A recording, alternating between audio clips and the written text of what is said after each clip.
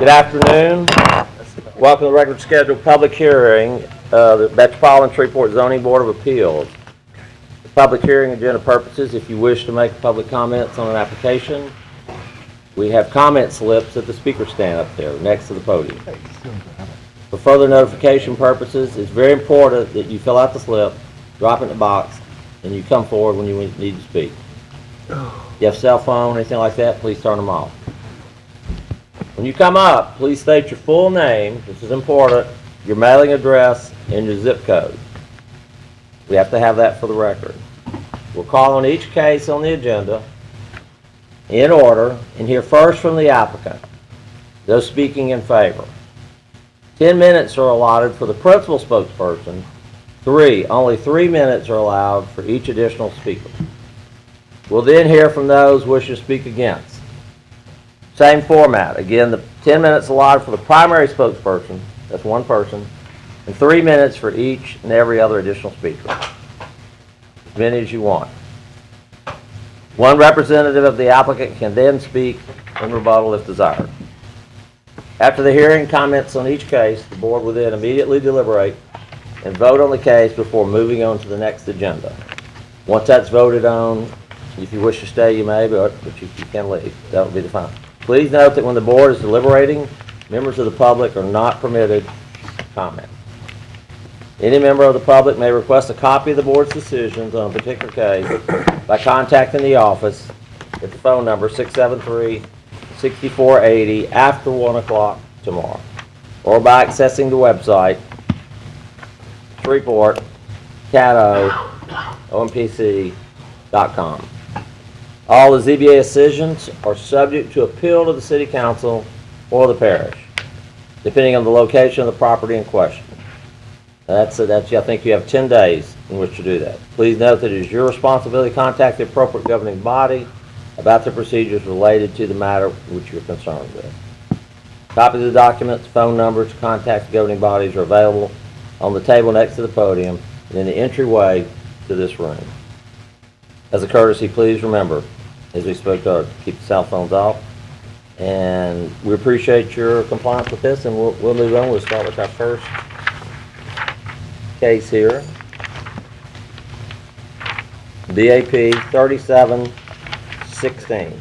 I got to do the minutes. You want to do that? I'll get it. Minutes. I'll catch up with them. Minutes. Yeah, excuse me a second. Let's go back. I need a motion on approval of the minutes. So move. Ms. Cooper? All right. All those in favor? Good time. The sticker came off. Yeah. Yeah. Unanimously vote for approval. All right. Now we go back to the case. BAP 37-16, Gregory and Beverly Clark. 11195 General Patton Avenue. Anyone here wishing to speak for?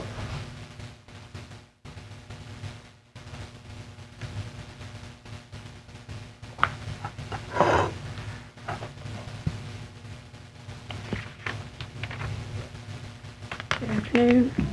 Beverly Clark, 11195 General Patton Avenue, Shreveport, Louisiana, 71106. We received the paperwork in the email a couple of days ago. At the bottom, it did say that there would be a stipulation of having the old dilapidated building torn down before we could be issued a permit. We are asking that we could please go ahead with the permit and have a 4-month span to get rid of the building. We are, as of now, homeless, living with my parents, and we do need to move into our house. So that's what we're asking for. All right, for the benefit of the board, just give them a brief overview of what's happened, where you're at on your property. We are on our property that we have. We had a house on the property. The house has done into ill repair. There's no repair. It would take more than it costs to repair it. So we've decided to tear that house down, and we purchased a mobile home from Premier Homes in February. In February, they put the home on our land. In February, told us nothing about zoning permits. We had never purchased a home or anywhere that had to be zoned, so we didn't have any idea. So therefore, we allowed them to put the home on our land. When we went to get our permits, of course, we were stopped because of the zoning.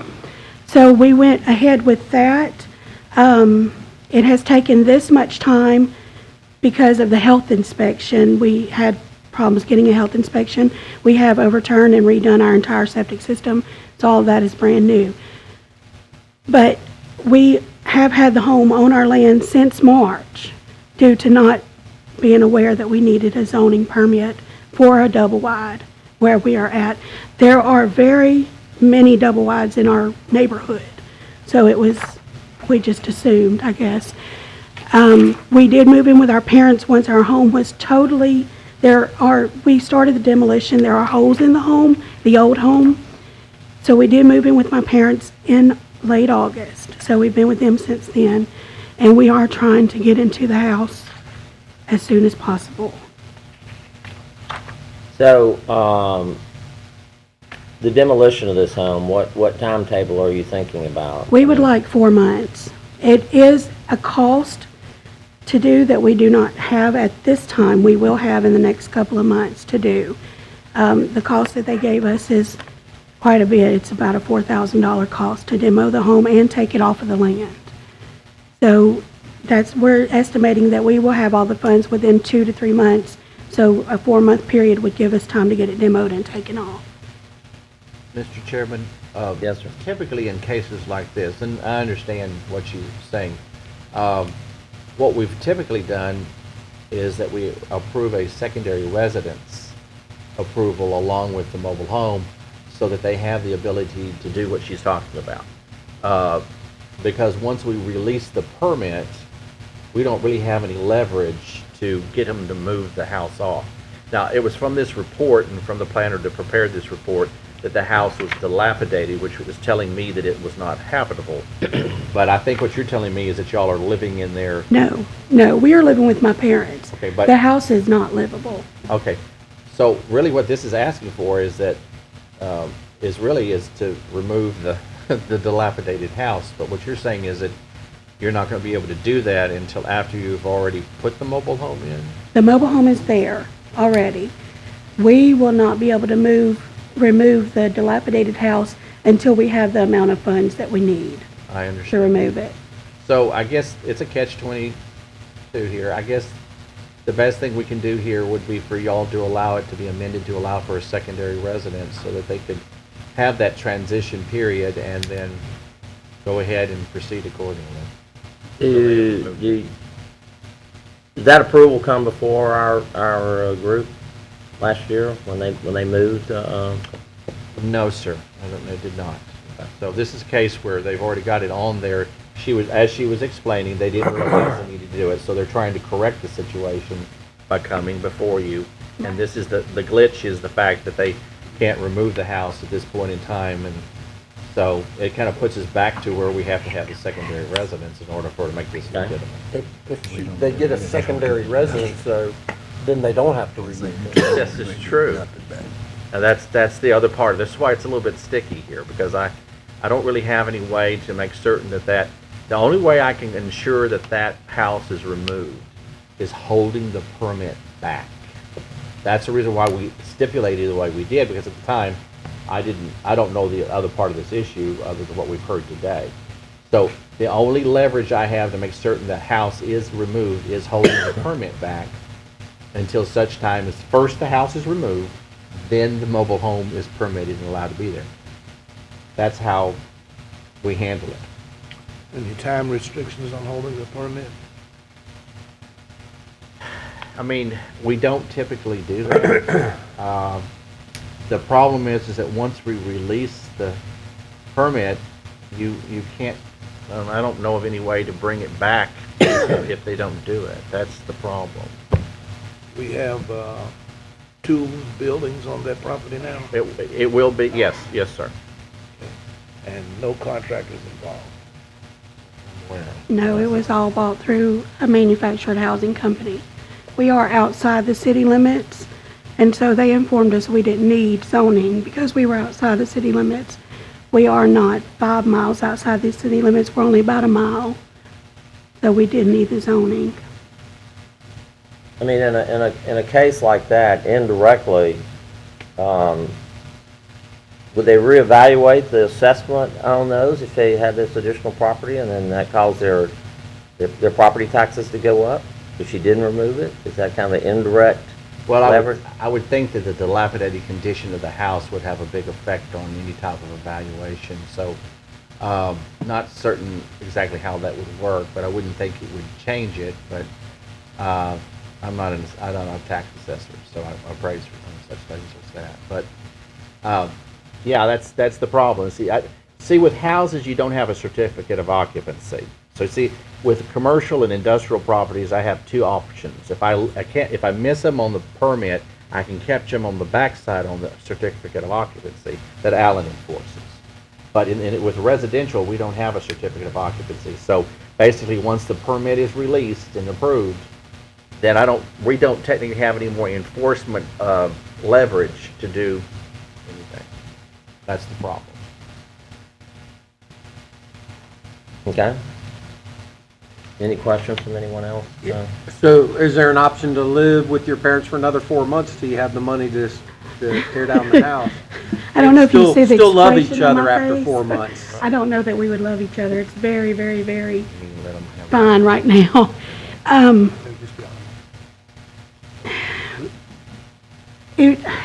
I don't know if we could. So, I mean, are you in a situation where you'd be prepared to, let's say, file your taxes relatively quick at the end of this year? and Yes. So Yes, sir. you're prepared to do that, and so you could have the money relatively Right. quick under those. That is our plan, yes, Within, sir. you know, probably 30 days or something if you get on it. Any questions at all? No, I think we could. Yeah, exactly. Okay, thank you. Let's see if there's anyone else here that has a comment about it, and then we'll address the case for you. Anyone else wishing to comment in favor, supporting this application? Anyone else? Anyone else wishing to speak against this decision? Anyone wishing to speak against? Okay. Ms. Osborne? All right, I'm going to move to approve this with the added stipulation that the property, the extra house that is in disrepair be removed within 4 months. And I know we probably, like you said, don't have any leverage, but maybe we can find some. I mean, they don't want it on their property either. And I guess, and we were just talking about that, Stephen and I were, when you do an enforcement action, it takes a while for it to go through the process. Typically, they'll get a letter saying they need to remove something or change something, and then they get another letter, and then, but before it ever gets to court, about 4 or 5 months have passed.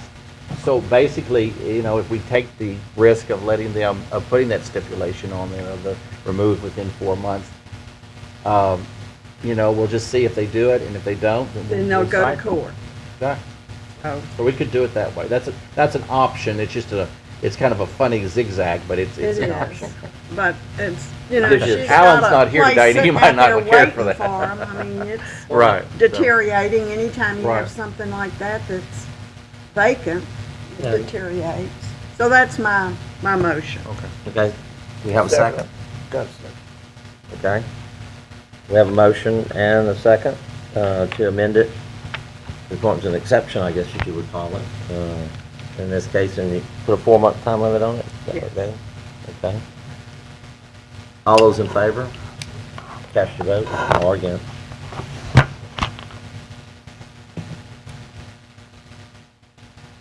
Okay, it was unanimous. I like that. Okay, so that was approved. Your motion was approved. I like that. So you got 4 months. So get that done. Okay, next case. Let's go. Yeah. BAP 3816, Norman Parker, Good afternoon. 8373 Moore Road. Hello. My name is Danielle Pace. I'm speaking on behalf of Mr. Parker, who is here and present and requests that I would speak on his behalf. Your address and... Norman Park, Parker III, 227 Washington Street, Newport, Louisiana, 71104. And we need yours too. Danielle Pace, 2627 Highland Avenue, Shreveport, Louisiana, 71104. Okay? Go ahead, tell us what you want to do.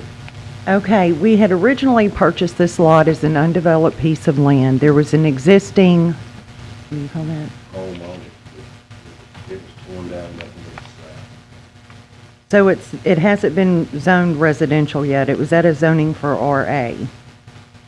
But there are two problems. Due to the size of the lot, which is 70 feet by 250, 275, one of the variances is that they move the trailer parallel to the road, and because the length of the trailer is 80 feet, we're unable to do that. We literally had to move it parallel to the 265. So that's one of our issues, is that we weren't able to face the trailer parallel to the road due to the lot size. The second issue is the 2 feet setback on the front side of the trailer. It's actually set at 28 feet from the road rather than the 30. But due to the lot size, we would ask that variance be approved also. Due to the placement of the septic system and the rules for the feet, to have them apart from one another, we actually placed the trailer in the spot that we could. And it's already there. And it's already there, yes, ma'am.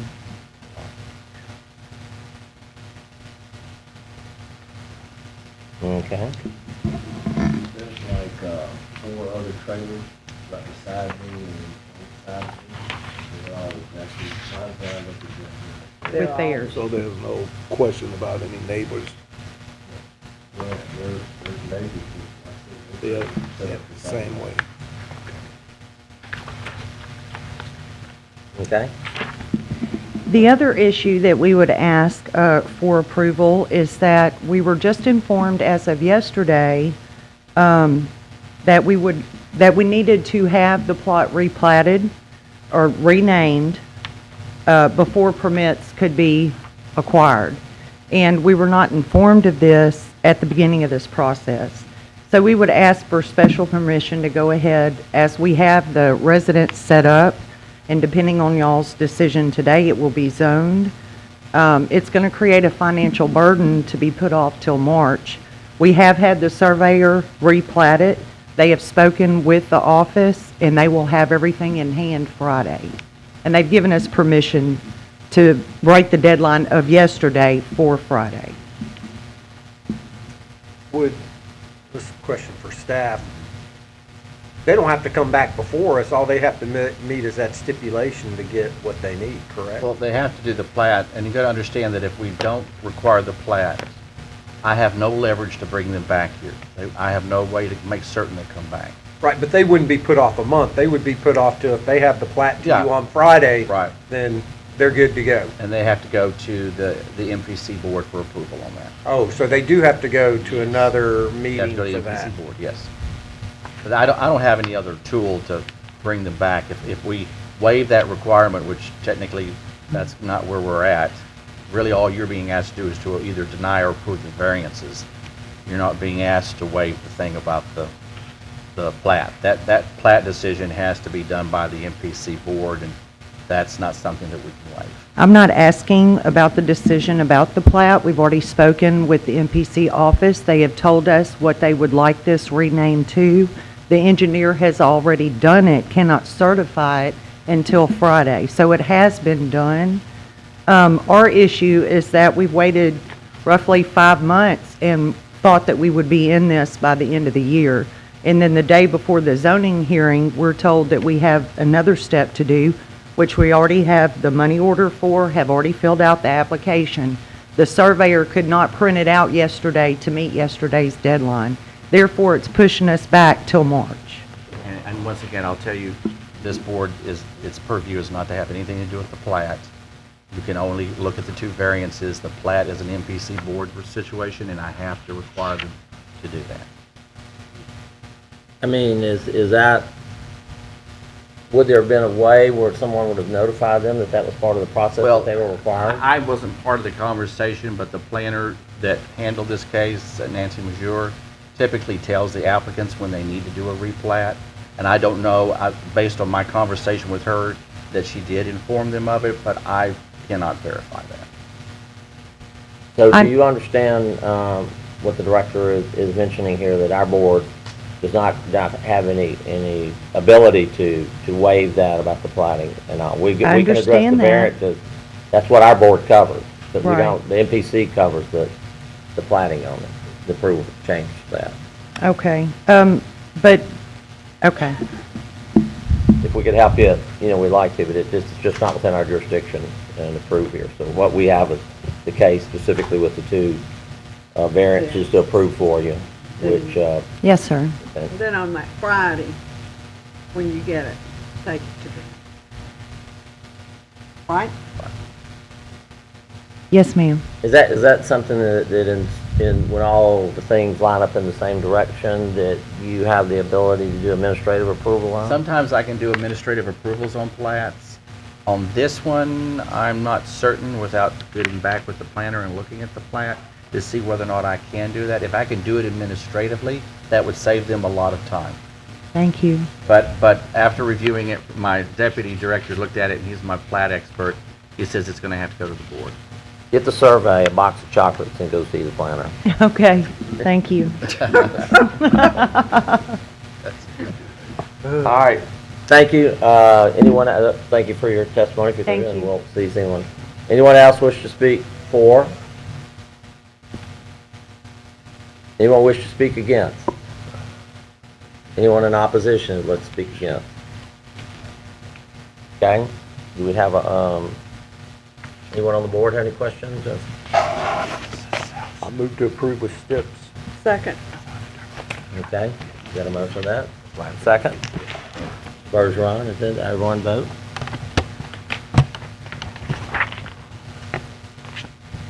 Okay, passed unanimously.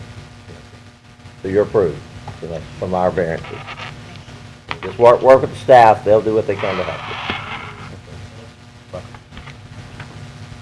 Okay, next case, 3916, Stephen Michael Gentry, 7325 Millwood Drive. Mobile home double wide and secondary residential structure.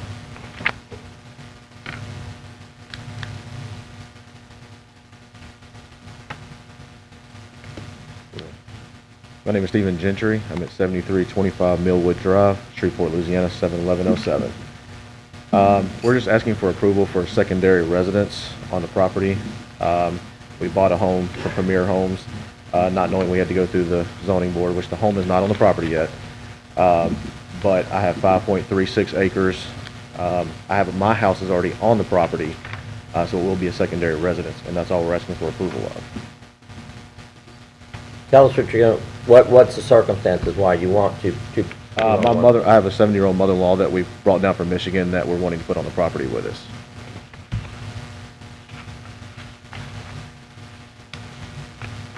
Anyone have any questions? sir? Okay, thank you for your comment. Anyone else wishing to speak in favor of this application? Anyone wishing to speak against? Well, anyone here for? Anyone for? I saw some movement. Okay, anyone against? One more time, anybody against this application? And what do we have on the board here? He has to submit a plat Yeah, he also? does. Same as the previous one, he'll have to do a plat as well. With that stipulation. He's aware of that? All right, I'll And move. by the way, this is the same planner as the previous case, so that's why I'm pretty confident she informed the other applicant of the same thing. But that's neither here nor there. I'll make a motion to approve the applicant with the stipulation of submitting the plat application for review. And if you can do it administratively, then Sure. we would appreciate that for me. Okay, so we have a motion and a second. for approval of the application. Please cast your vote.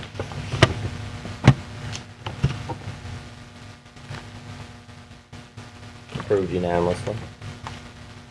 All right, thank you. Next case, BAP 40-16, Joshua Paul Johnson, 2675 Charles Road, mobile home application. Thank you. Joshua Paul Johnson, currently residing at 7513 University Drive, Shreveport, Louisiana, 71105. I'm here today to ask for a special exception use for a 5-acre tract of land that I own south of town, past the port, in the middle of, if you're familiar with that area, some of the Frierson farming property. So it's very rural. We have only one immediate neighbor to our west who had originally lived in a mobile home and built their site-built home. We're hoping to kind of follow suit and move our family, my wife, 3 children and I, out to the property while we finalize some permanent site-built plans. So we have just recently, yesterday, submitted our plat, which I know was one of the requirements. We wrote that for 2.5 acres to provide enough room for that potential build a couple of years from now. So currently we have a single-wide mobile home that we purchased after exhaustive search for a structurally sound residence for our family, and we're again hoping to move them out as soon as permitted in the next couple of months and sell our existing home. And then you'll build your home. Yes, ma'am. And then remove the mobile home? Correct. Not hunt land, is it? It is not hunting land, although my neighbor says he shoots dove off his front I porch. was going to say, that sure is a good place to hunt out there. I'm familiar with that area. Any questions? I have one for staff. If he's gonna have, do we have to address that he needs to remove the mobile home when he builds a site-built home, or when he does a site-built home, that will be addressed at that point in time, because it'll be considered a secondary residence? Well, that's a good question. On this one, Oh, as far as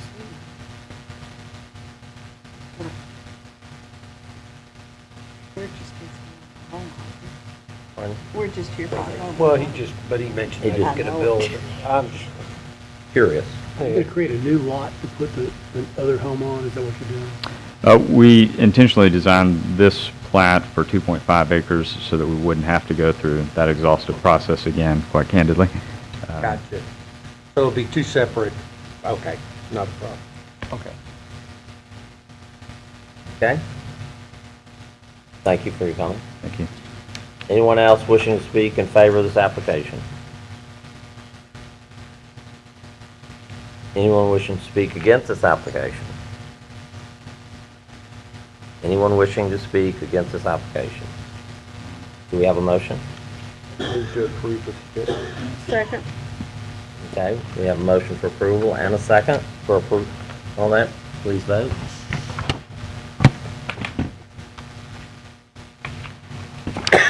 Approved unanimously. Your case approved. Thank you. Next case, BAC 80-16. For variance, Deborah Vance Moselle, 4611 Monkhouse Drive, Commercial Strip Center. Yes, I'm speaking for Deborah Moselle. My name is Gloria Hogan. I live at 4042 Carter Street in Shreveport, Louisiana. Okay, Zip code, 71109. okay? Okay, what I'm seeking is a lot variance at 4611 Monkhouse Drive. Today we're requesting an access lot with variance in order to develop my property. We are proposing to construct a commercial strip center on this site. As you can see, we want this to happen, and we need this to develop this site.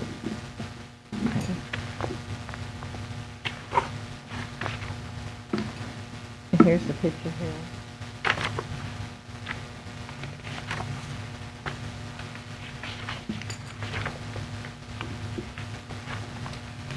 This is clearly a trend that supports a transit from resident to commercial along this stretch of Monkhouse Drive.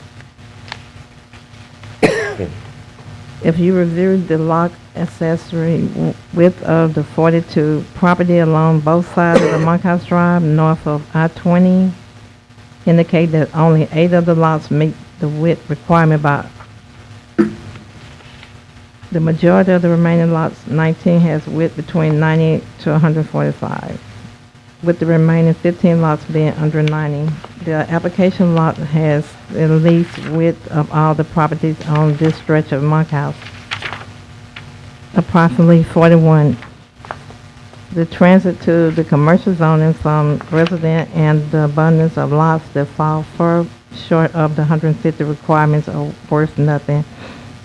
Therefore, the lot's width shows today may have been pure to the transit, to the commercial. So that's all I'm looking for is the variance of the lot. Okay. Any Yeah. questions? You want to go? Do y'all already have tenants for this project that y'all are building? Tenants? Yes, ma'am. Is somebody gonna occupy? Oh, no, Or there's you no just one occupying the lot. Don't have any? No, sir. yet? We're just gonna plan to build a business there. So, but no one occupy this lot. Okay. Anyone else? May I ask you, for my clarity, we have a issue or concern with your variances, entrance and exiting the lot? Is that what we're after? Well, in this situation, that the issues about the access and everything were handled by would be handled through a site plan review process administratively. Okay. And the zoning case, as you can see from the report, was turned down by the MPC board. But the only thing you're being asked to do is to approve or deny the minimum lot access width of 41 feet, when 150 feet is what's typically required. And what she kind of read off for you was that most of the lots in that area don't meet that specification of 150 feet. There's only 8 lots that meet the 150 feet wide access point to the road. So staff felt like because consistently that's been the trend in this area to have smaller width of the lot access, it made sense to recommend approval for this. Regardless of how the property is developed in the future, it kind of makes sense, this variance makes sense, and the case was a separate item that was denied by the MPC. So you can look at the diagram on the third page in here, and you see how it's kind of bottlenecked for the way that it was, you know, that other piece was carved out of it, restricting that width. Based on, any other questions? So if we Right, approve right. this, then they still have to get approval from the city council. Well, Or unless it's whomever. appealed, that the MPC has already denied it. So all it does is allow them to develop their lots in the future. Because you remember traditionally this area had been residential to begin with. That's why a lot of the lot widths are smaller. And so when they were rezoned, in one of those situations, you lost the lot width that typically is required for commercial. So regardless of what they do with this property in the future, it kind of makes sense to go ahead and go down to the 41 feet. Well, they have commercial development rights in B1 anyway. Right. So even if they, If they wanted to do something and it wasn't, and it was B1, they could do it anyway. Yes. No big deal. Yes. Okay. Yes. I got you. Yes. Okay. All right, thank you. Thank you for your Okay, time. thank you. One other question. Oh, wait a minute, Mr. Yes, Cooper sir. has a question. Street of servitude, would it be Monkhouse from that? Yeah, and the servitude was the shared servitude between them and the adjacent lot. And again, that's not on the agenda for you to look at. That would be part of the site plan review if they were able to ever get the zoning.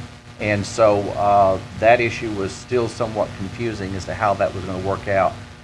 We had let engineering review that, city engineering department, as well as our staff, and there was still a lot of missing components there. So that issue is not clear as to how that would work.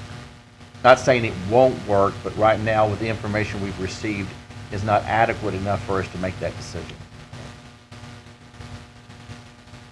Okay? Thank you.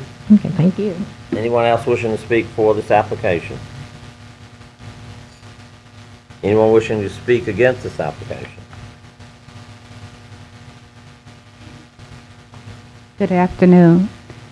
I'm Mrs. Bernice Spearman. I live at 4041 Miles Street, Shreveport, Louisiana, 71109, and I'm for her getting this property. Thank you. I'm sorry. I had trouble understanding. She said Ma'am, she could was you come against- back up and speak in there so we She's could? for. Oh, she's for, okay, I thought we were against, going against. No, she, She said you're in for the- support? You're in support of the Yes. application? Okay. Yes, Okay. thank you. Okay. Thank you. All right, anyone else that wants to speak in support? Good evening. My name is Raymond Strong. My address is 3405 St. Helen Drive, Shreveport, Louisiana, 71108. And I'm speaking for her. Okay. Anyone else?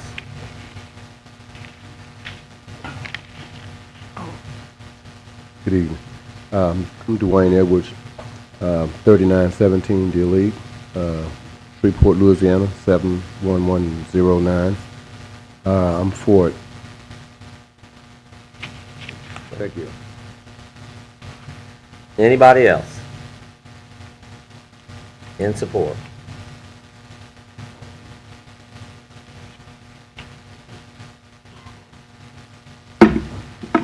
Good evening.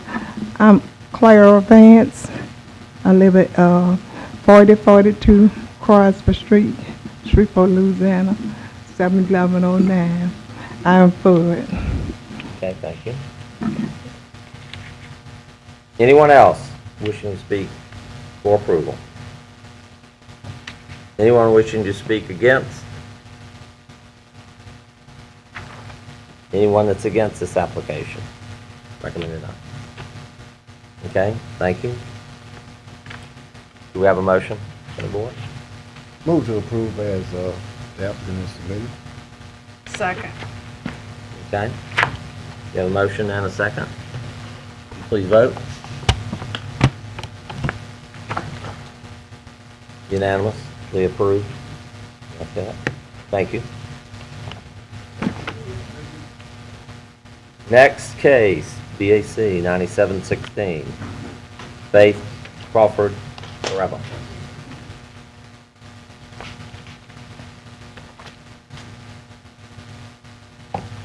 Mobile home case. My name is Faith Crawford Cabrera. I'm the owner of 4619 Francis Street in Shreveport, Louisiana, but I currently reside at 6900 Buncombe Road, Lot 47 in Shreveport. We're asking for approval to place our mobile home on our acre of land on Francis Street. There are currently 8 other mobile homes on the street.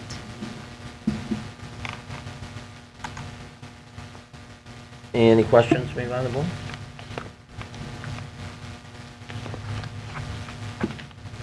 Okay, thank you for your comment. Anyone else wishing to speak for approval? Anyone wishing to speak against approval? Anyone wishing to speak against? Do you have a motion? Move to approve. Second. I already have a motion to approve and a second. Please cast your vote.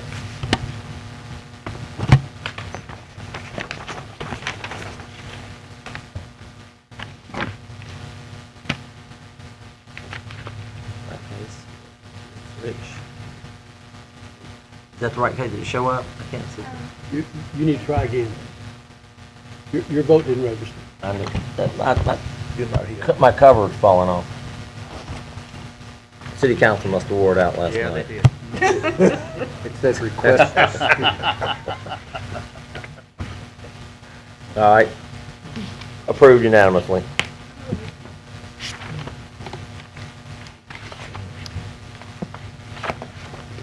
And Okay, the next case was the BAC 9816. And this one is being, the applicant has requested that this case be deferred into your January 18th ZBA meeting.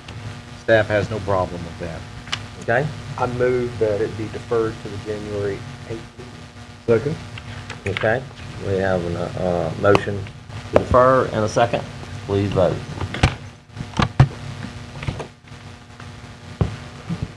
Yeah, chewing gum. All right, unanimously deferred. Next case, BAC 9916, Nancy Medlin, Dale Earwood. Front yard setback and side obstructing wall. Good afternoon. I'm Nancy Medlin. This is my husband, Dale Earwood. And we are here requesting two variances. Your address was? I'm sorry. 6121 Fern Avenue, number 58. It's in Piermont Place, Shreveport, 71105. Okay. Currently. We want to build a house at 620 Robin Hood, and we are seeking a variance to have a 20-foot setback rather than a 30-foot setback at the front, and to build a wall on the front property line, which is actually not on the street. This is a dead-end street, and there's a 40-foot servitude for the street, but actually it's now reduced to a single lane, and it's only 20 feet. So you would still have 20 feet, 10 feet actually, of yard between where the front wall would be and the street. And that's more for security purposes than anything. I think in the file, we worked with Tom McIntyre on this, and he was actually extremely helpful, and we appreciate what he did for us. But you have neighbor support in the file. The house that was on this lot that burned down was there for 60 years, and it was about 22 feet from the front line.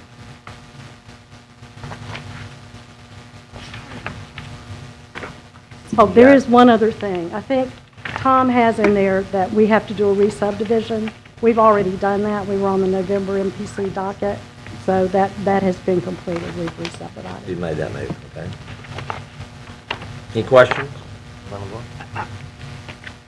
Not so much questions, I'm just trying to, Picture, trying to figure out. yeah. Is this where the Faladies live? Do the Faladies? Yes, Yeah. yes. On the front, I mean, on They face face. Crestwell. And so your driveway would be catty corner to their place. Yes, and And what- they've written a letter in support. And 8-foot wall is in front of this little drawing that's already here. In front of the, where's the 8-foot wall on this? Well, Oh, Ebony, can you that's kind of not- point out where the Let wall me, is? Or well, wait, the let me go to applicant- another one. Okay. That's right there. I think I've gotten You in see, my you see mind. up on the screen there, she's pointing it out to you, where the wall is. Oh, Ebony, okay. The front's along Robin Hood. Robin Hood, you can see the road edge is still some 10 or 12 feet from that wall.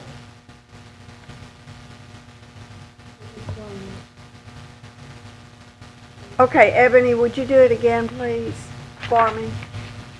Okay, and the wall is going where?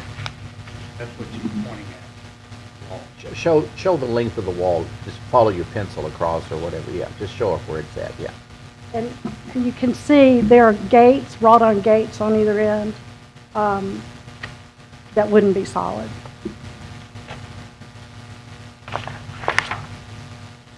And a key factor here too is we're always concerned about side obstruction in terms of visibility for traffic and everything.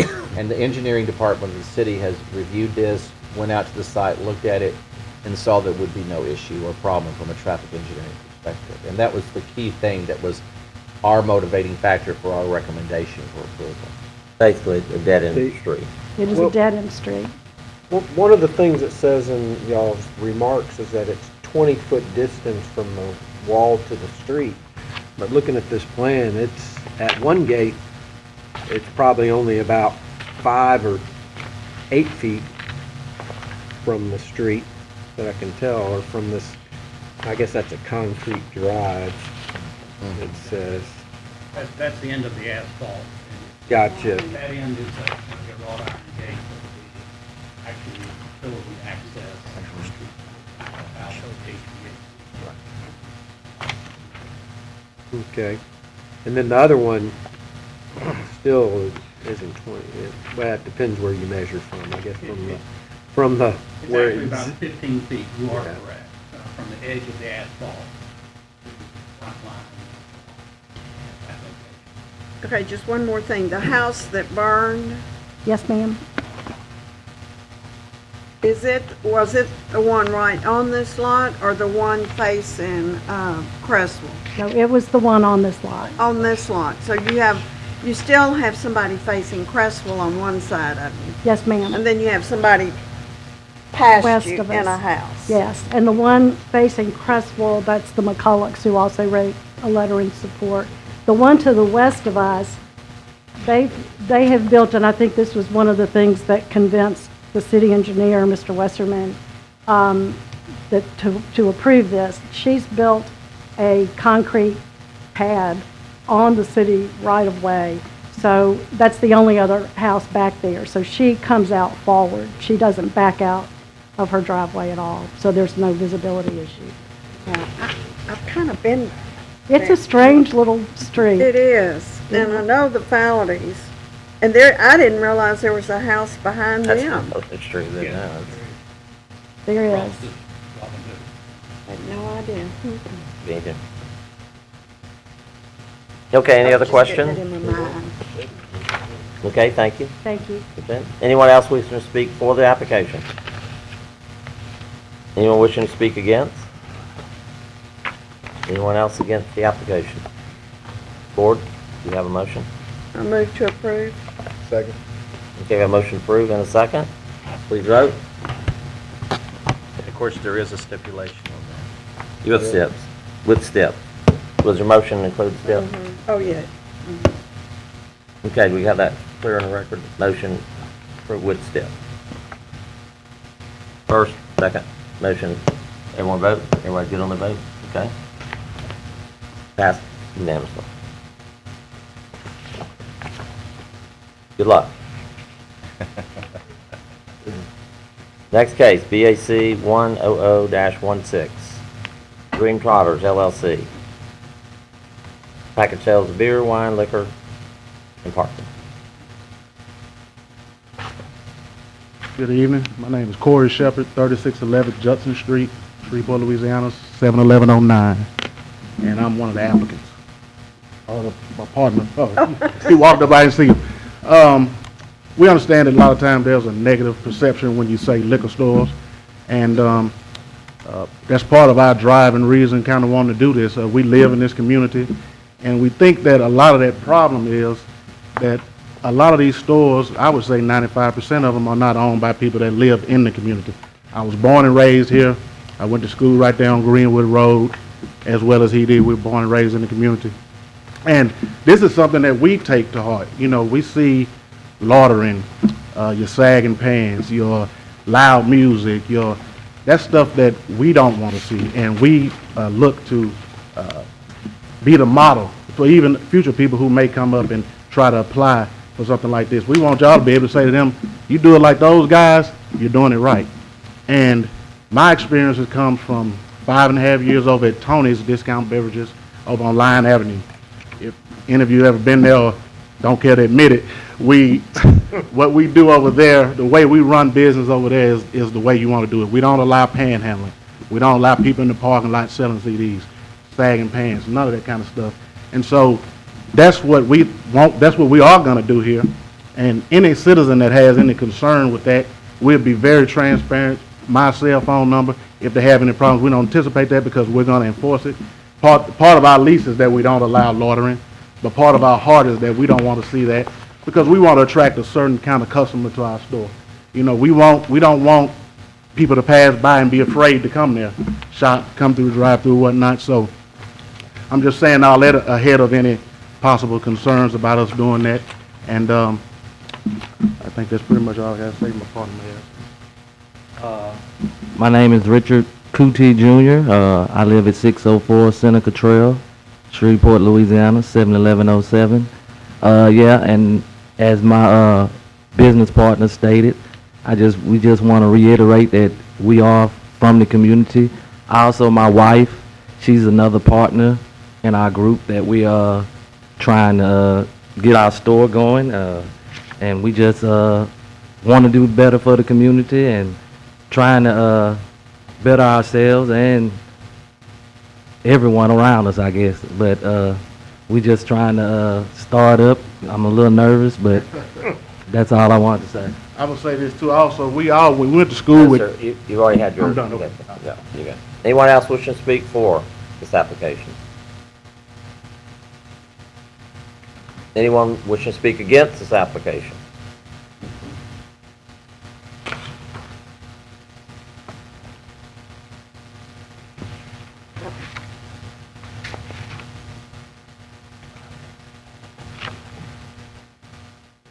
Mr. Chairman, my name is Louis Smith Jr., 3300 Greenwood Road, pastor of New Bethel Missionary Baptist Church, right next door to Fair Park High School.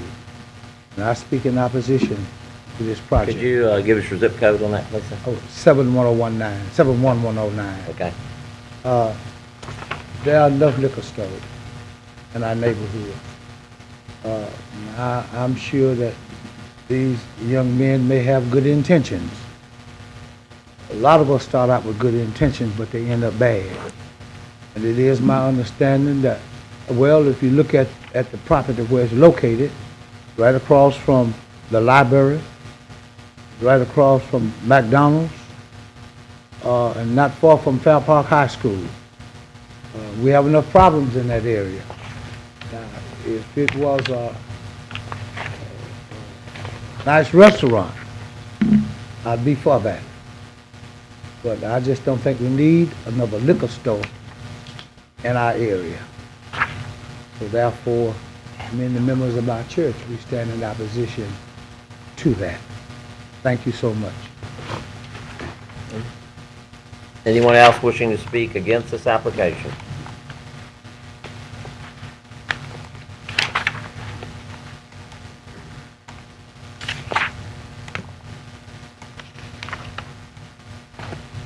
Good evening.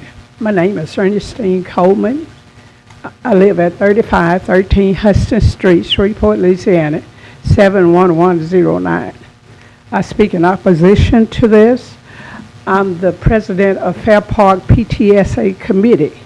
So I speak for a body of students and parents. We have stores there already that sell liquor.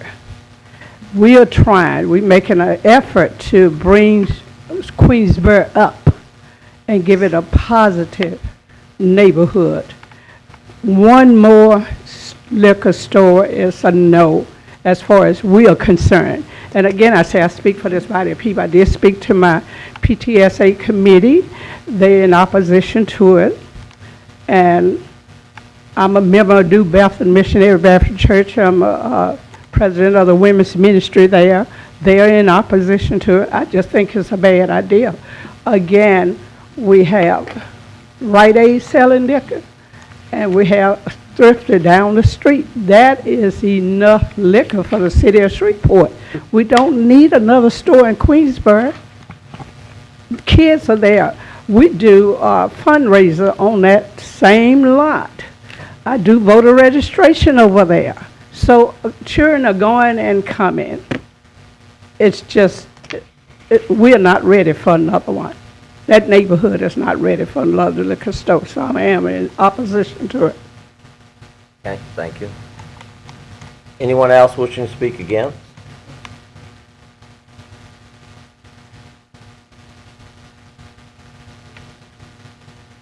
My name is Mona Sofian with 4000 Joella, Shreveport, 71109. We are the convenience store located in the same parking lot as this new liquor store, and we're in opposition of this because of the same issues. There are far too many liquor stores around. There's far too many competition for us as well. I speak for the businesses, and having another store selling beer, wine, and liquor is just too much, and it's too harmful for businesses that are currently already there. Thank you. Question. How near are you to the new establishment? We share the same parking lot. People can drive in and out through our same, Same entrance. same entrance, yeah. And what is your business? The Clark's Convenience Store on the corner of Joella and Greenwood. Convenience store? Yes, ma'am. Okay. And we do sell beer as well.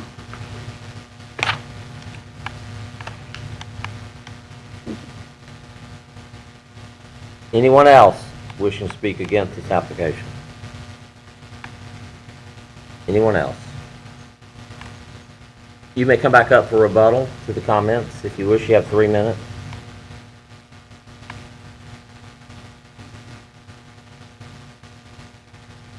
I think I kind of already spoke to y'all, but I kind of want to speak to the concerned citizens.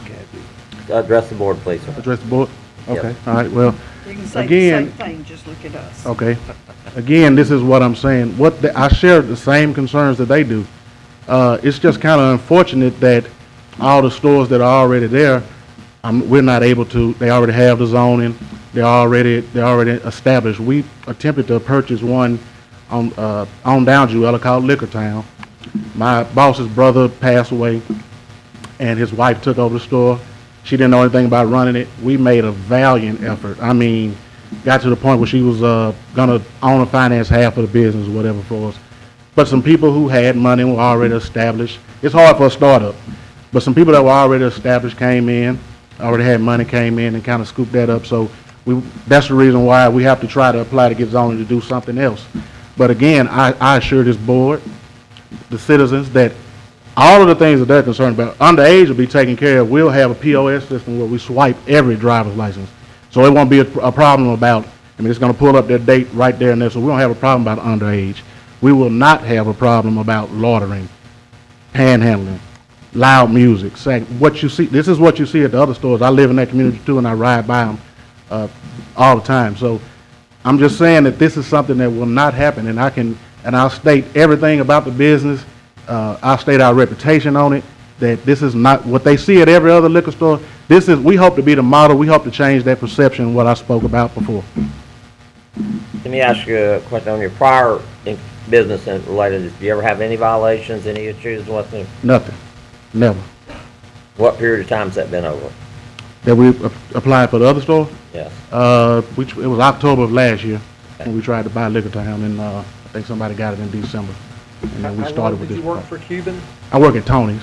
Oh, Tony's, I'm sorry. Yeah. How long did Been you over work there at 5.5 years. And what led me to there, I was a car salesman at Chevy Land. My sales manager, he manages that store. So we had a good relationship. I sold for over there for 6 or 7 years. That's where I learned a lot of my marketing, a lot of customer service, knowing how to treat people, which is another thing that you don't get hardly anywhere. And that's not to belittle any other business owners that may be here, but we know to treat people. Customer service is just something you don't get anywhere. And that's something that we feel like is going to set us aside from everybody else. That is hands down what's going to set us aside from getting people in and out. We don't plan on doing lottery. We don't plan on doing nothing that's going to hold people. We want to get people in and out and get them on to their destination. Also, something else that we're considering doing is a delivery service, which would be a part of our owner loyalty program. Now, you got to think about that. How many times has a person, we're out now, we need to go back and get some more? Well, if they're out, they're already over the legal limit, So if we can, for a minimum fee, apply a delivery service within the owner loyalty program, we know we can't do it just wide open. If they're robbing a pizza man, they'll certainly try to rob a liquor man. But what we'll do is people that we have a relationship with. I didn't want to speak about this before because you don't want to give out your business plan and things like that, but that's something that we want to do. Within the owner loyalty program, we have a relationship with you. We know who you are, and we're putting it there right in your hands. That's something that we're considering, and we may have to come back before the board for that, but that's something that we really, really want to do. So, and I think that could help curb drunk drive, somebody getting back behind the wheel and saying, let me go back up and get some more because we're out. Okay. Thank you. Thank you. Comment.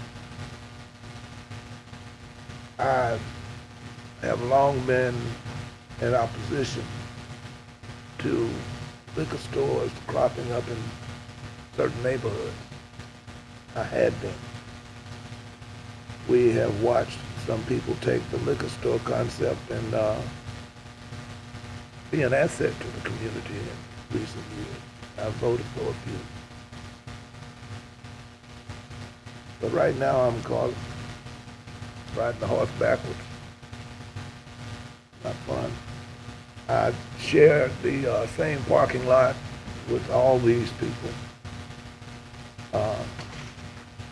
Reverend Smith was my neighbor for 16 years when I was in charge of some children. And then I see children growing up looking for a chance to break in the business world. And I commend you. Sounds like your business plan would work. So rather than take a choice of for you or against you, I'm going to abstain during this vote. And the same thing for you, Dr. Smith. I would not like to vote against the progress these young men are trying to make, if it's progress at all. But I would not like to vote against you and what we have prayed about in the past. Okay, then we got 4 of us left. Anyone have a motion? Well, on the recommendations, there are 2 stipulations that would have to be met before, if we approve it, before they would be permitted. So I'm assuming they are aware of that. Okay. All right, I'm going to move to approve with the steps. I'll second. Okay. So we have a motion to approve and a second with steps. Please vote.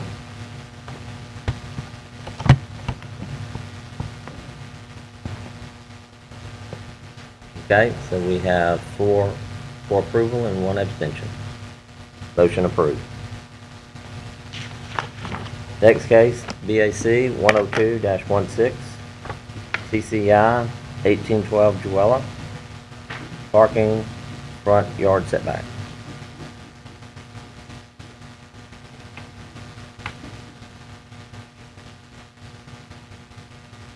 Good afternoon.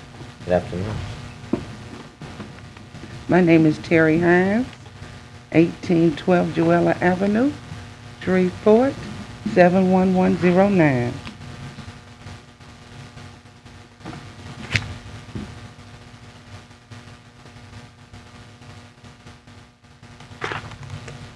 Okay, tell us a little bit about your request. We are requesting a variance for the parking and the front yard setback.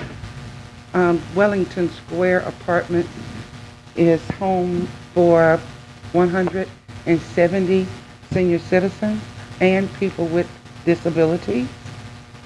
We are about to embark upon rehabilitation, rehabbing the apartments, and I've been asked to come to represent our corporate offices to request this variance because of when the building was constructed back in 78 or so. So many parking lots were required then, and I think that because of the ACA requirements, things have changed. But we have enough parking to accommodate the citizens that live there. And also the front yard setback is within an inch or so out of compliance that would be today. So we would ask that it be granted as well. Okay. Most of your, do all of your people drive, your residents? No, ma'am, they do not. That's what I thought.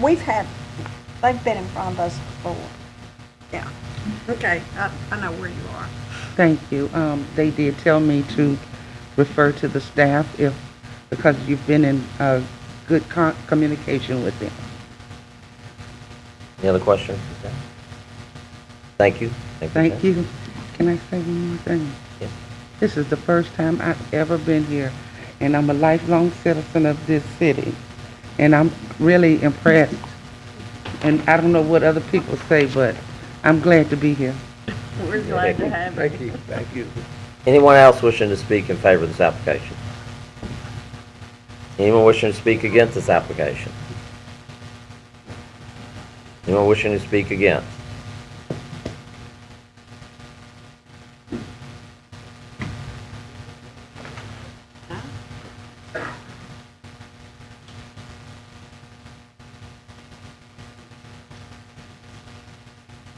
Good evening. My name is Helen King.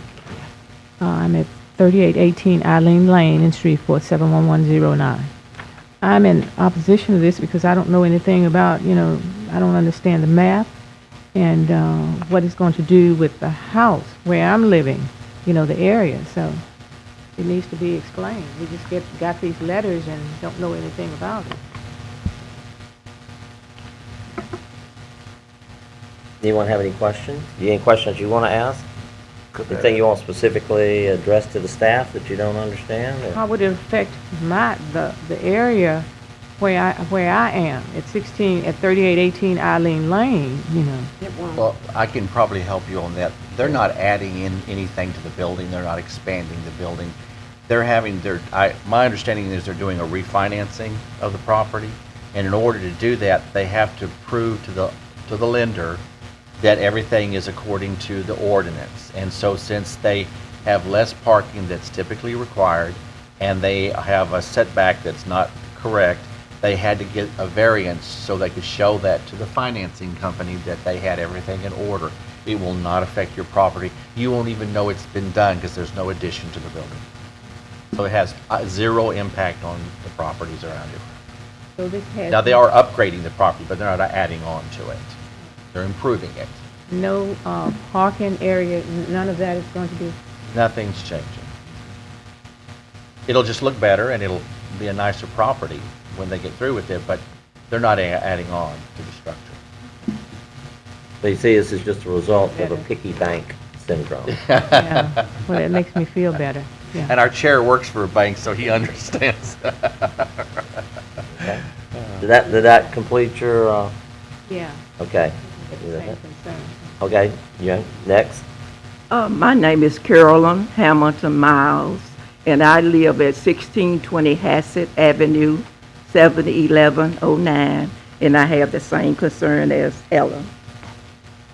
Is there did he answer your question pretty well? Is there anything else that you would like to inquire about? No. Picky banks. And it's not always their fault. Sometimes it's our buddies in Washington. Thank you. Okay. Anyone else wish to speak against? Ma'am, you may come back up and rebuttal if you have, but hopefully I think that they've, we're satisfied with their... You're satisfied? Okay. So we've got everybody happy to that point. So do we have a motion from anyone? Move to approve the steps. Or no, there's no steps. Move to approve. Second. Okay. We have a motion to approve and a second. Please vote.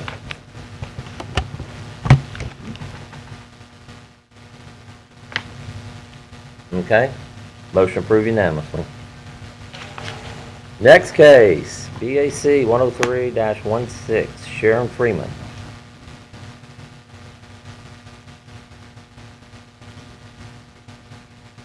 (3246) Montana.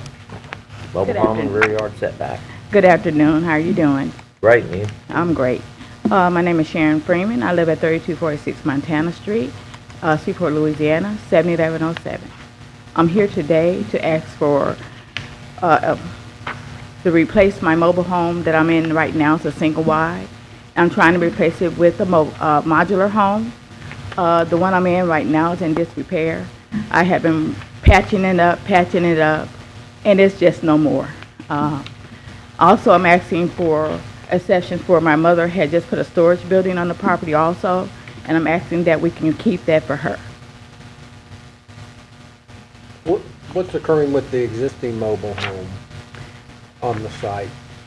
Okay, right now I'm having so many problems. I had termite problems, all that, the interior just all falling apart. I have leaks, so I'm getting mold in the house. Well, I guess what I was more getting at, after you, at this site home that you get, if you get approval, is that home going away or is it Yes, staying? I'm gonna remove that one and the storage building also. That's all gonna be removed. It's two storage units on there. One is on my mother's side and one is on my side. I'm removing the one on my side and the existing mobile home. All that's gonna be removed. Will it be before or after you do your new home? Before. Okay. Any other questions? All right, thank you. Thank you. Anyone else? Anybody I can't see? Anyone else want to speak for? Anyone want to speak against? Anyone want to speak against? Okay, do we have a motion from the board? Move to approve as submitted. What, Go ahead. I'll second for discussion. All right, gotcha. She has an existing home on the side. I think we need to stipulate that it gets removed. And Within, she said she'd remove it before she did new. We can say that, or we can give her a time frame. I'm okay with whatever. What would the staff recommend? I'm not certain she can actually put the modular home on there without removing the mobile home. So I think it kind of, in and of itself, solves itself. Gotcha, so we don't need to put a Right, whereas the other stipulation one in had there? room for, yeah, that's the difference, so. Okay, Okay. are we good? First and a second now? Yeah. Okay, okay, please vote.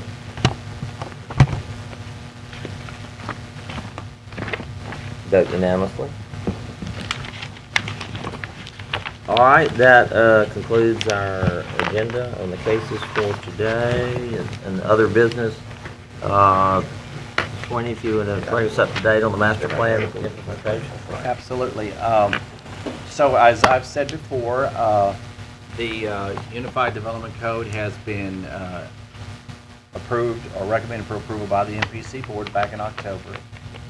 It was introduced to the City Council in November, but was postponed to later because they were doing budget stuff. And so then last night it was brought up again, and it's been tabled to January the 10th for us to give a presentation, the staff, on the Unified Development Code, and for them to then proceed to take a vote. With the parish, they voted to, it was on their agenda back in November, but what they decided to do is to send it to their long-range committee for review and consideration, and so I am trying to schedule a meeting with that committee sometime this month, so that when we come back in January, we will be able to do the same thing with the parish and proceed with the Unified Development Code being considered by the parish.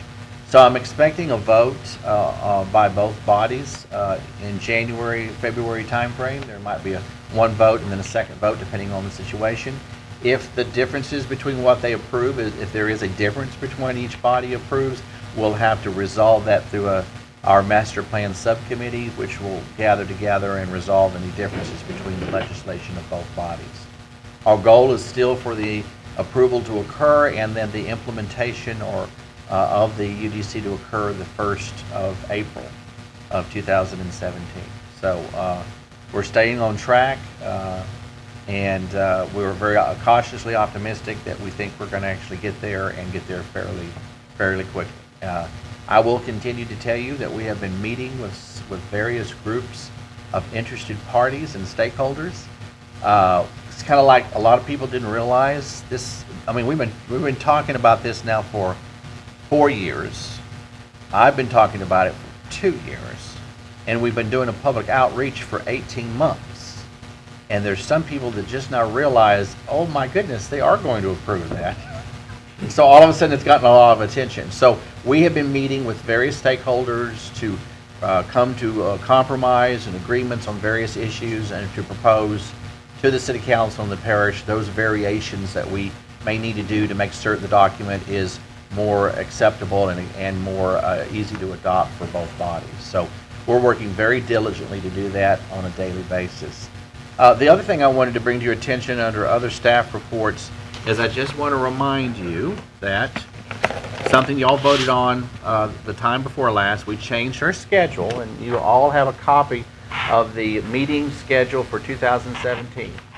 And if you remember, this body voted to change their meeting date from the second Wednesday of every month to the third Wednesday. The reason for doing that is to allow more spacing between the MPC board meeting and the ZBA board meeting. Because what we found over the years is that on the very day that we were having the meeting for the MPC, whereas this was the very day we were supposed to get the agenda out for the ZBA. So it made logical sense to space that out by an extra week. So remember, in January, you won't convene until January the 18th rather than January the 11th. When can we expect to have the agenda with all the backup information available now that we've moved this? Would it be at least a week before? Yeah, the intent is to give it to you the week before, the very Wednesday before you have that Wednesday meeting. Okay. But what happens sometimes, and this is often the issue, is either an applicant has failed to give us everything they're supposed to, or we're waiting on a deadline for them to get it back to us. And that will often, and it also means you got to understand that every agenda that goes out, I review it. I look at every staff report. I look to see if all the components are there. And I have other staff members that do that too, that kind of shadow me on that. But the idea is that's when I look at it to make certain that all the I's are dotted and all the T's are crossed. And sometimes I get distracted by other important things that are going on. That's why building in this extra week gives us more time to get ready. I'm thinking that we can probably get the agenda out to you on that Wednesday before, and hopefully no later than the Thursday before. Because I hate having to send it out on Friday, and then if you don't look at it until Monday, you don't have a whole lot of time to review it. So, and I'll also mention to you, if you still need to make certain your email is operational under the new email system that we gave you, an address, please don't hesitate to call Adam Bailey or Lauren Witt in my office, and we can help you if there's any problems with communication. I know that Rick, you had mentioned that you'd had some issues on some stuff, and we can get that worked out. They'll actually walk you through the process so that it will make it easier. So don't hesitate to call, because don't stay disconnected from us, because I don't want you to be in full communication with us at all times when issues come up and things like that. So anyway, that's really, again, just remember the new schedule. And we know that Alan Berry is home recuperating from his surgery. That's the reason why he's not here. I think, am I right, was it shoulder or knee surgery? It was one of the two. I think it was shoulder. And he had... I thought I heard it was jaws. I'll let you tell him that. So that's the reason why he's not here today. You know, he's usually really good about always being here. So he missed here. That's why he missed the MPC holiday luncheon, and he also missed this day. Well, Rick and I didn't miss it, and No, we you did certainly not. enjoyed it, and we appreciate it. And I hate the Thank rest of y'all couldn't make it, but we had a good time. So. Oh, but what more will be added to the agenda or the format for this EPA in passage? The UDC? What you will find with the UDC approval, your agenda will be smaller, because you won't be doing mobile homes anymore. You won't be doing alcohol approvals anymore. You'll be strictly variances. And you'll also be any type of zoning appeals. Like, let's say Alan is out in the field and somebody doesn't agree with what he's doing. Well, if they want to appeal those issues, they would appeal it to this body. So y'all would do appeals, and you would do variances. So will we need all these meeting dates? Probably not. But remember, the new UDC won't go into effect until April. So once we get into April, I will reserve a spot for the ZBA on a regular schedule. But what we'll do is we'll probably inform the public when we're not going to have one, and say there won't be one held because we don't have enough cases, or this is going to be put over to the next month. But we'll tackle that when we get there. I plan to do an educational effort for both boards about the UDC. And with the staff, we're going to go through a series that our consultants will actually come here and do a training process for us. And that's why we wanted to have enough time between the approval of the document and time before we turn the switch on. So we need about a 2-month time frame to educate and get the developers prepared and get the public prepared and the board members prepared to understand how that's going to operate. Because that's going to be like a whole new set of regulations and a new way of doing business. So That's a good idea. If we don't have an agenda on that particular time, fill it with some educational stuff. Yes, and that's what we're going to try to do, and we'll certainly circle back to you and give you more information as we get closer. As I always said, even though they've been working for 4 years on this, and when it is approved, the work is just beginning, as one might say. It's just a whole other phase of work, because I have to train my staff to figure out now how to see this through the lens of a UDC and not the old ordinance. So based on that statement about what we would have seen today, you probably would only seen 4 That's how cases. we- That is correct. With the mobile home where they had setback issues, You would see that. we would see that, but not that if it's going to be a mobile home Right. there or not, it's just a setback. That's right, because mobile homes will be limited to certain districts, and they don't fall into those districts, you can't have a mobile home. So it's going to make it real simple, and we're also defusing the alcohol issue, because He won't get in trouble with this preacher, man. But I mean, it's being put in a way that it makes a lot of sense, and it's not, and if there is a special exception situation for alcohol, then it would have to go to the MPC board and then on to the city council or the parish. So that's all been laid out, and so it'll be, you will never hear anything more about hours of operation. That's going away as well, because no market, this is the only market I know of where they control hours of operation. Everywhere else in the United States, nobody does that, because the market dictates that. You might think, well, what do you mean? Well, only so many businesses can be open 24/7 because they don't make money. The only ones that are convenience stores and certain fast food restaurants are about the only ones that can do that, and Walmarts. But the alcohol thing is governed by Chapter 10, so there's limitations about how many hours they can be open and when and what days. And Chapter 10 is being updated at the same time, which is the alcohol code. We're not doing that, but the city is. We're working with the city so that the alcohol code will be updated at the same time the UDC goes into effect in April. So all of this is all coming together in one coordinated effort to make sure that it's a smoother, easier to understand, and not so complicated. Last question. Yes. Seamless transition. Is there an ordinance connected to or listed we can use to control the number of, as this case today, the piling in one liquor store on top of another or 2 others? Will there be any control factor or suggested control factor of the situation? We asked that question, and the answer we got back was state law and federal law won't allow us to regulate that in that fashion.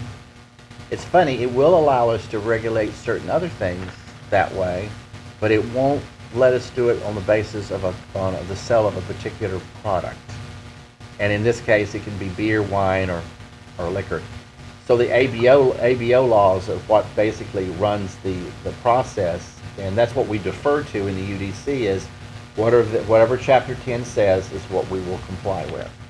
So it's, I wish there was I could give you an answer that yes, we could control how many we have, but there's still something of a control, because if you're having to go in and you have to have a special use permit because you're asking for alcohol sales in a particular district that typically does not allow it but is allowed only by special use, then the MPC board and the city council have the opportunity to either approve or deny that. So there's still a leverage to control where things go, but in a lot of situations across the board, I can't say, well, you can only have one every 2,000 feet. I can't put a rule in the ordinance that says that. Now, individual sites by individual sites, you can. In a lot of cases, most of the alcohol sales are, and I'll just explain this to you, are in restaurants where they have to have 60% food sales. Okay, as long as they do that and they're in the right zoning, there's no need for a special approval. Okay, if it's a convenience store and they're selling beer and wine, as long as you're in the right district, there's no need for a special approval for that, because it's just a product. But where you get more issues is with bars, and that's where, or liquor stores. And that's where, if you go to the UDC, there is a series of special use permits required for those in several of the districts. And then it's prohibited in some of your lower commercial districts near your neighborhoods. So we kind of methodically thought from a common sense perspective, where should it be allowed and where should it be a process they have to go through to get it? And we've got that built in there, and I think everyone will be very satisfied with that, because I think it will work, and it will put us into the same zone as like Lafayette and Baton Rouge. They have almost the same type of structure that we're proposing to do. Thank you. Yeah. Okay. Any comments, Mr. Bell? Where you going? Closing this thing out. You want to stay a while? Everybody have a good Christmas. And a Happy New Year. Merry Christmas. Thank you. To all. Thank you for coming. Thank you. Appreciate it. And thank you, Rick, for chairing this today. Behave yourself. Did a great job.